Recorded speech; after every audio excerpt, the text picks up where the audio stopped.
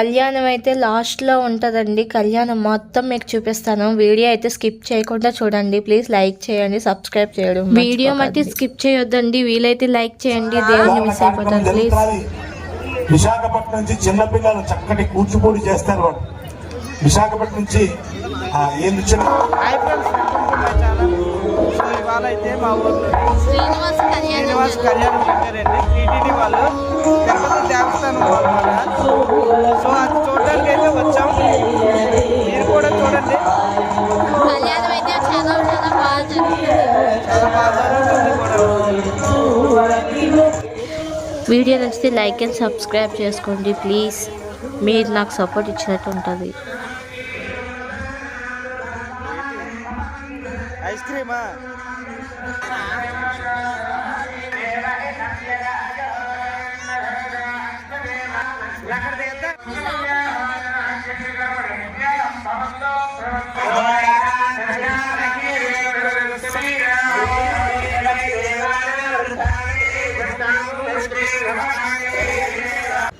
మేమైతే వెళ్ళేసరికి ఇక దేవుడి ప్రతిష్ఠ అయితే చేయలేదు. కొంతమంది జనాభా వచ్చారు, అంటే ఇంకా చాలా మంది వస్తున్నారు. ఇక్కడ కొంతమంది అయితే వచ్చారు. చూసారండి, గేట్లాగా ఎవరు తోసుకోకుండా నీట్గా కట్టారు ఇవన్నీ. మీరు చూస్తున్నట్టయితే ఇవన్నీ కూడా గదుల్లా కట్టేశాడు. చుట్టూరు ఒక వీళ్ళ మొత్తం గేట్లాగా అయితే కట్టేశారండి.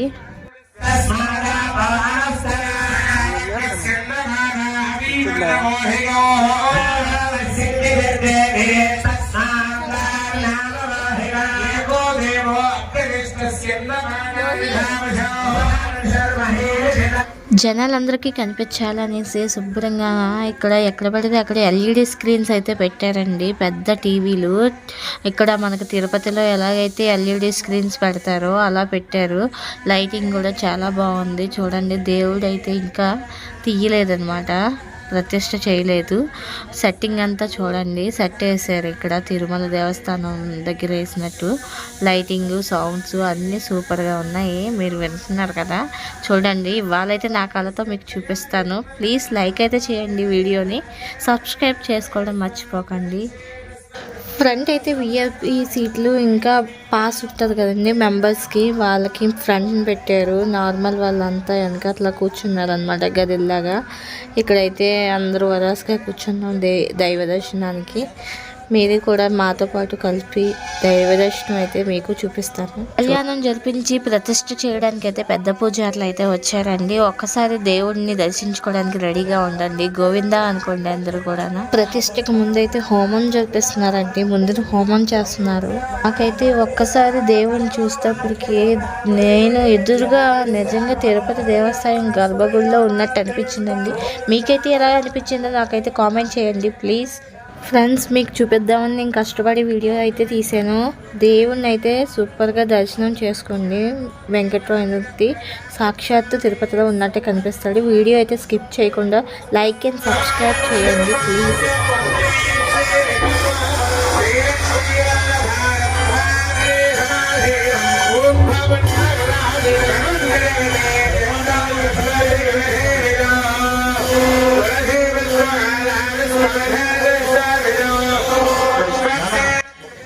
దేవుడిని అయితే ఇప్పుడైతే తీయబోతున్నారండి. అందరూ గోవిందా అనుకోండి. గోవిందా ఏడుకొండల వార వెంకటరమణ గోవిందా గోవిందా.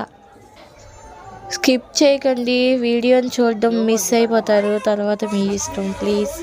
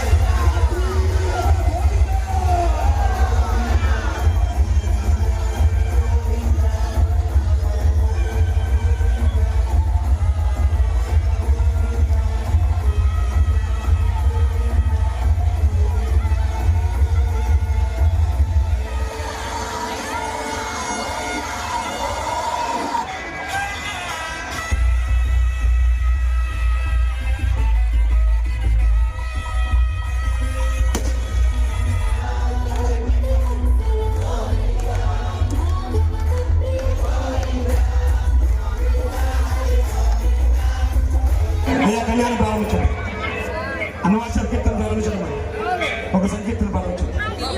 మీ స్థానంలో కూర్చోనమ్మా, మొత్తం లైట్ పండేసి.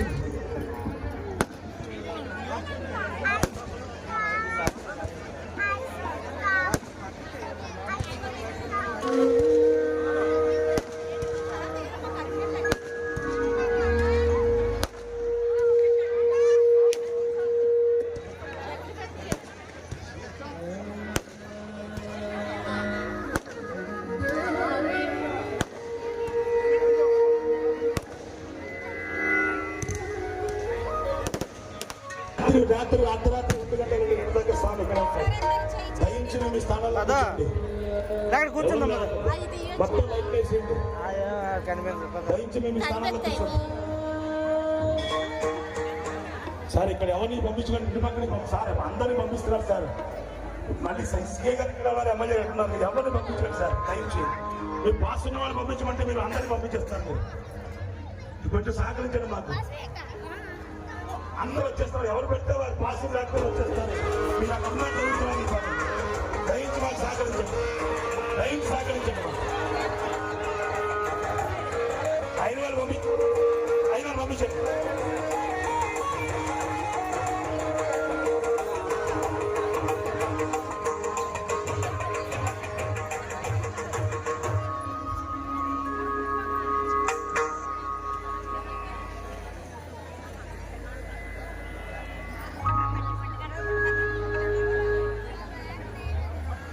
ఇక్కడే ఉండడం కోసం సినిమా హాల్కి కానీ వెళితే అక్కడ మనస్సు, బుద్ధి, శరీరం, వాక్కు ఒక దగ్గరే ఉంటుంది.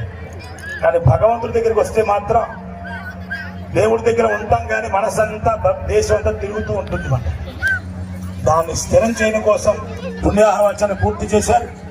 అదిగో అక్కడ బ్రహ్మ, ఇంద్ర, యమ, వరుణ, వాయు, కుబేరాది సమస్తమైనటువంటి దేవతల్ని కూడా చక్కగా ఆహ్వానం చేసి అక్కడ అంకురార్పణ కార్యక్రమాన్ని ప్రారంభించారు. స్వామివారికి రక్షికేతనండి, సంధ్యానికేతనం. చక్కగా విశాఖపట్నం నుంచి బృందం వచ్చారు, అది కూడా చూద్దాం. భారతీయ సనాతన సంస్కృతి. నా కొడుకు ఇంజనీర్ అయిపోవాలి, నా కొడుకు డాక్టర్ అయిపోవాలి, లేకపోతే నా కొడుకు మా ధర్మశ్రీ గారి లాగా ఎమ్మెల్యే అయిపోవాలి. ఇది కోరిక. కానీ నా కొడుకు ఒక సంగీత విద్వాంసుడు కావాలి.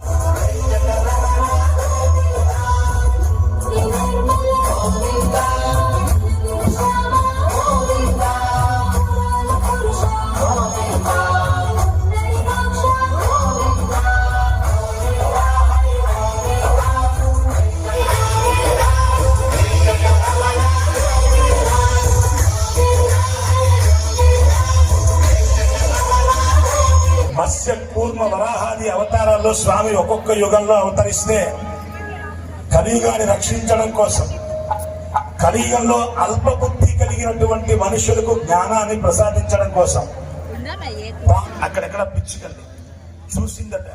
ఇంకా విసిగి వెళ్ళిపోయింది మహాతల్లి. ఆ వెళ్ళిపోతూ ఉన్నప్పుడట ఆ పిచ్చిక 2 రెక్కలు చాచి గట్టిగా ఎగిరిందటండి. ఎగిరితే వెంకటేశ్వర స్వామి వారి సన్నిధానంలో ఉన్నటువంటి ఒక ధూళి కణం కాస్త బయటికి లేచిందట. పిచ్చిక ఎగిరినప్పుడు వచ్చే గాలి ద్వారా లేచినటువంటి ధూళి కణాన్ని లోపల స్వామి చూసేట.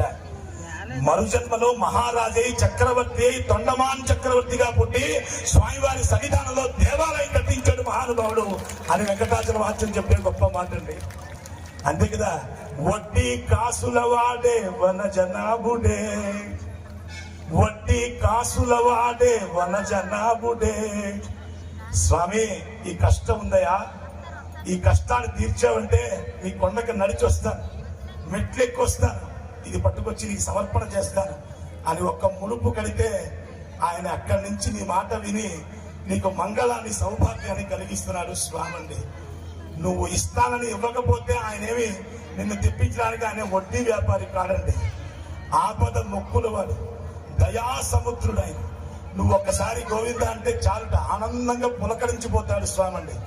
ఇవాళ మనం దేవుణ్ణి మర్చిపోతున్నాం. లౌకికం ఎక్కువైపోయింది, సంపాదన ఎక్కువైపోయింది. పోనీ సుఖంగా ఉన్నామా ఒక్కసారి ఆలోచించండి. కడుపు నిండా తినలేకపోతున్నాం, కంటి నిండా నిద్రపోలేకపోతున్నాం, 150 మాత్రలు లేకపోతే జీవితం గడవటం లేదు. తల దగ్గర నుంచి కాలు దాకా పూర్తి మేకప్ లో తిరుగుతున్నాం. మన వయసును తగ్గించుకుంటున్నాం, కానీ నిజాన్ని మర్చిపోతున్నాం.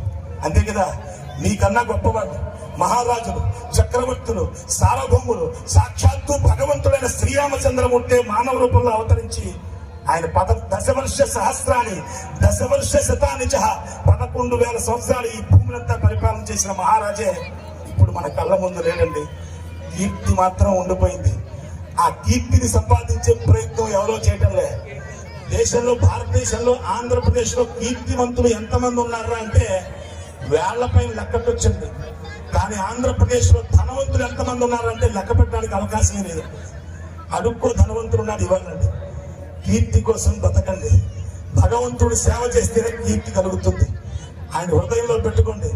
వెంకటేశ్వరుడు దయా సముద్రుడు, ఏదడిగితే ఇవ్వగలిగినటువంటి వాడు. ఆయన కన్నా గొప్ప దేవుడు ఇంకొకడు లేడు. కలియుగానికి ఆయన రక్షకుడు, కలియుగానికి ఆయన పోషకుడు. వీక్షిద్దాం. లక్ష్మీ రమణ గోవింద.